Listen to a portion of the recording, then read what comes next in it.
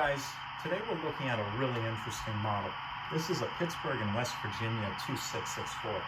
This is a model that's never been commercially produced in any form, brass, plastic, die cast.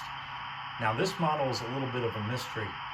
It was scratch built and has DCC and sound, but I can't tell you when it was scratch built or who did the DCC and sound. Most likely this was scratch built 30 or 40 years ago, and more recently retrofitted with DCC.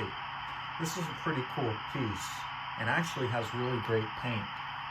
It's also fairly prototypical. These 2664s had a bell pair firebox just like this model.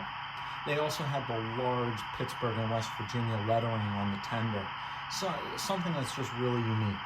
This is a model, this is a locomotive that I think more models should be produced of. That being said, I wanted to showcase this one because I have a feeling most people, especially in the HO scale world, have never seen this model, or at least maybe even this prototype. So anyway, just thought I'd show off this piece so that people could understand, see something a little special, and enjoy.